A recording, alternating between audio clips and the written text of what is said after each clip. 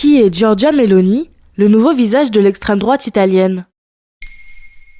Merci d'avoir posé la question. Son nom a fait la une des journaux en Italie et partout en Europe. Le 25 septembre 2022, Giorgia Meloni a remporté avec son parti Fratelli d'Italia, à traduire par Frères d'Italie, les élections législatives en Italie avec 43% des suffrages. Cette victoire a été possible grâce à la coalition menée avec la Ligue, l'autre parti d'extrême droite dirigé par Matteo Salvini, et au parti de droite Forza Italia de Silvio Berlusconi.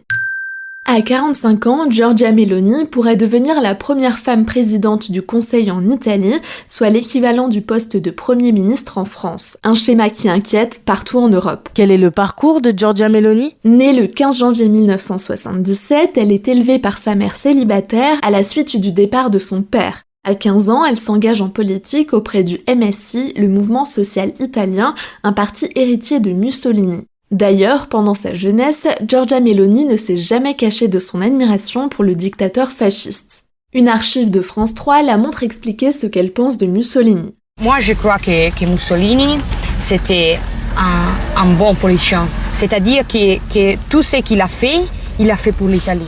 À 20 ans, elle devient conseillère de la région de Rome, puis prend en 2000 les rênes de la direction nationale des jeunes de son parti. Et elle se consacre ensuite totalement à sa carrière politique. Comment s'est-elle hissée à la tête du paysage politique italien? En 2006, elle est élue députée dans la région de Rome. En 2008, à 31 ans, elle fait partie du gouvernement de Silvio Berlusconi en tant que ministre de la Jeunesse, un poste qu'elle occupe pendant 4 ans. En 2012, elle fait partie des fondateurs de Fratelli d'Italia, le parti d'extrême droite avec lequel elle a remporté les élections en 2022. Et elle en devient la présidente en 2014.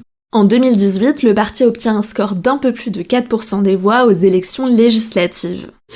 Et que contient son programme? Giorgia Meloni a l'habitude de proférer ces quelques mots. Je suis une femme, je suis une mère, je suis italienne, je suis chrétienne, personne ne me l'enlèvera. 3 qualificatifs importants. Tout d'abord, le fait d'être une femme lui a permis de dédiaboliser son parti et les idées qu'elle défend. Parmi ses autres principaux points figure la religion. Elle est clairement opposée à l'avortement qu'elle évoque en tant que défaite. Côté sociétal, elle affiche un conservatisme clair. Elle répète être pour la famille naturelle, prône une politique nataliste en voulant baisser les impôts d'une famille à la naissance de chaque nouvel enfant et en augmentant les allocations familiales et le congé parental. Elle est opposée à l'union des couples homosexuels et à l'adoption. Elle dit d'ailleurs dans ses discours « Non au lobby LGBT ».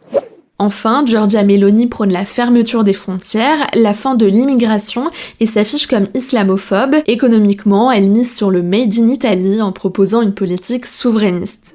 Ses positions se retrouvent dans sa devise « Dieu, famille, patrie ».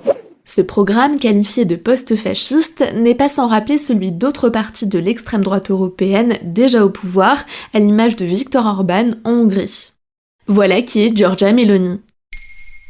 Maintenant, vous savez, un épisode écrit et réalisé par Pauline Weiss. Ce podcast est disponible sur toutes les plateformes audio. Et si cet épisode vous a plu, n'hésitez pas à laisser des commentaires ou des étoiles sur vos applis de podcast préférés.